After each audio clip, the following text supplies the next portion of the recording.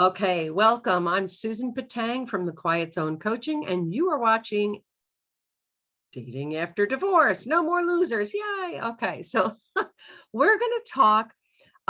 This is part two of a boatload of ways to adjust your attitude. Okay, and we're going to talk a little bit about adjusting your attitude within the confines of a relationship that maybe you already have. Or maybe some of this might relate to you. If you're divorced, you might relate to some of these things and say, oh, I did that. And maybe you can, change that for the next time. Okay, so first of all, unrealistic expectations. And Rocky, get out of the trash can. Sorry. The dog is going into my trash can. Unrealistic expectations. Okay.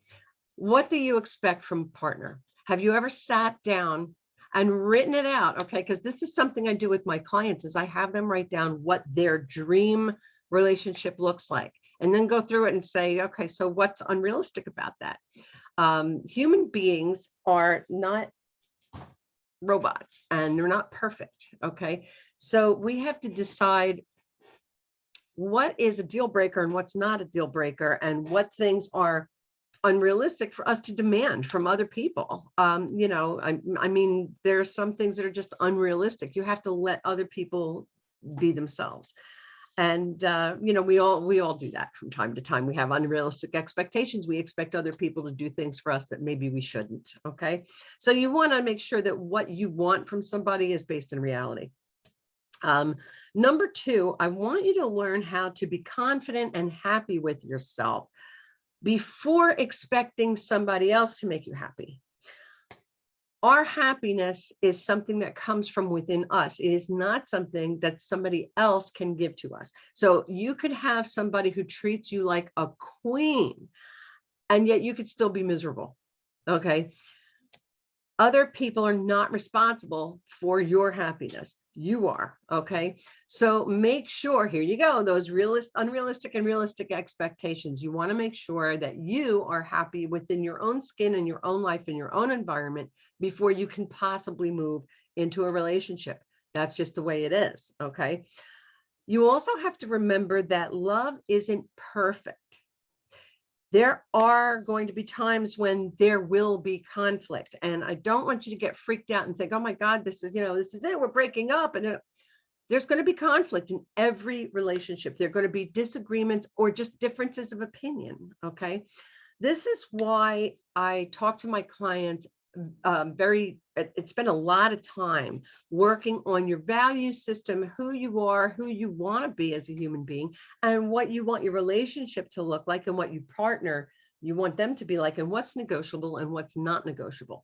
The closer that you can get to somebody else's values, okay, if you can find somebody else who has values that are very similar to yours, it's going to be much easier to negotiate through conflict, to set goals together for your life. You won't have, when you make compromises, because that's a huge part of a relationship too, is making compromises. So when you make those compromises, instead of coming from this far apart, you're coming from this far apart. And it's easier to make the compromise when you both have similar values and attitudes. Understand what I'm talking about? Okay, great. So remember that there will be conflict, but if you have your perfect partner, it will be easier to resolve those conflicts. Okay. Talk things out instead of letting them fester. Okay. Don't hold it inside. It's the communication skills that are going to be the difference between a fight and just talking about something. That's another thing that I do with my clients is we work out some basic communication skills, and we learn how to use the golden rule. Okay, there are basic rules of communication and also conflict resolution. Okay. It's okay if you don't agree on everything. It's okay to have different opinions. That just brings a little bit of spice and interest to the relationship. Okay. But you do need to be able to talk about things when there are problems, and to be able to discuss solutions, which brings me to the next thing, is that you want to be solution oriented. You want to focus on solving the problem. You don't want to be focused on blame. It's your fault. It's my fault. Forget about the blame. What you want to do is identify the problem. And that's what I call the gorilla in the room. What's the problem? Okay. Call it out. Talk about these things. I'm feeling this way about this, and I'd like to try to fix that. How do we solve this problem? How can we solve it together? If you focus on it's your fault and you blame, then all that does is just start a fight, right? You know that happens because you've been there, you've done that.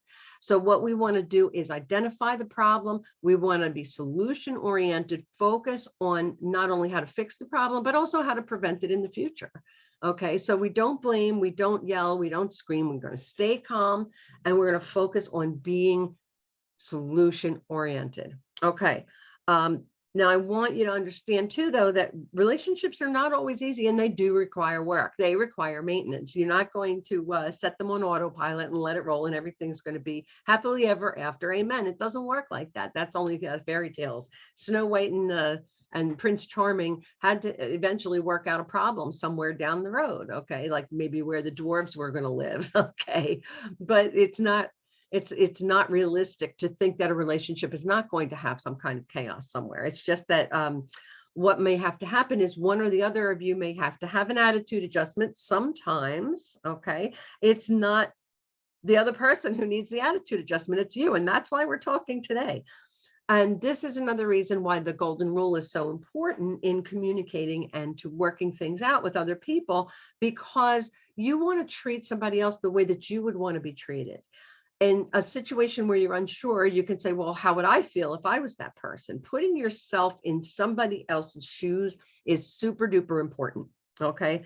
Now, these are just a few of the ways that you can work out conflict with a partner and to learn how to adjust your expectations as to how to have a fair fight and a healthy relationship. So if you would like to learn more about attracting your ideal partner, and also 3 surprising ways that what your self-talk, what you say to yourself, that little demon that sits on your shoulder and whispers in your ear, if you would like to learn 3 surprising ways that your self-talk sabotages your love life, I want you to go to www.thequietzonecoaching.com/self-talk. One word. That's a free video for you, my gift to you. I want you to go and watch that. And that's going to talk to you a little bit about not only how your self-talk sabotages you, but some of the ways that you can fix it. So until tomorrow, have a wonderful, awesome day. Namaste.